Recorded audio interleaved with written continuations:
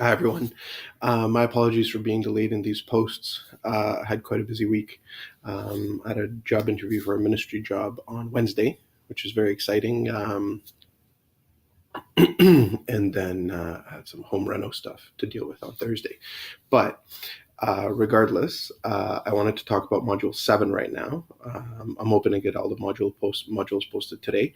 But Module 7, which I did comment on a little while back, I just didn't make the video. So it's all about open questions, which this was another thing that was transformative to me when I went to a workshop hosted by Marian Small. And I had the privilege of learning from her. And I think that you're all on the right track. I think that there was great discussion there. Some things that I want to highlight was I think Daniel had a question about direct questions being sometimes more helpful. And I think that this goes in line with the discussion that Kristen's scaffolding questions caused, where people said, well, maybe this is now too direct because you're asking so many scaffolding questions.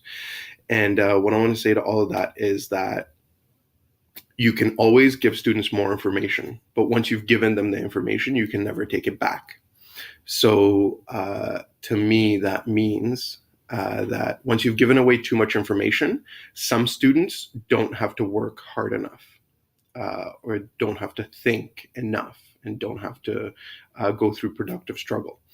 While if we hold information back and we see that the struggle is not productive enough, we can always divulge more information privately to students who need it. So when we talk about differentiated instruction, this is a great example. Having a list of scaffolding questions, but holding them to yourself and only releasing them to students that need them when they need them.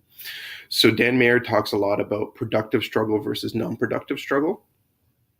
And that's a really fine line that we as teachers have to learn to toe, is we have to be okay with our students struggling, but we have to know when to jump in to not have math be an anxiety-ridden beast, right? I'll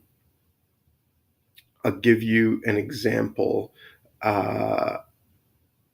So I think Kristen's example was great for that. But one other thing I wanted to mention was that those lists of questions and the list of prompts is crucial to a question being effective. I'm going to post a link to another YouTube video. I think it's only 5 minutes. It's an Ignite talk by a colleague of mine, Ryan Tackaberry. And it's called The Best and the Worst Open Question Ever. And he talks about how the question, different ways to make 7, is the best question he's ever asked in his class. It's also the worst question he's ever asked in his class. It depends what he prepared as the classroom discussion to go along with it. Like I said, I love open questions. I use them all the time. I think a lot of the examples that you saw were elementary in nature. An example of a really simple one that I use all the time just to get you started in what you kind of need to think through in terms of developing them for secondary students is a line goes through the point 3-4 and it's really, really, really steep. What other point could it go through? And while students are working that out, then you can ask the next question of which one of you made the steepest line. And so if they didn't use the slope formula before, now to compare which person made the steepest line, they kind of have to, right? So you're leading them into discussion of using that slope formula, and you're giving them a context for it. And the first thing that they have to do is they have to use their mathematical intuition. Okay? All right, so we'll talk again next module.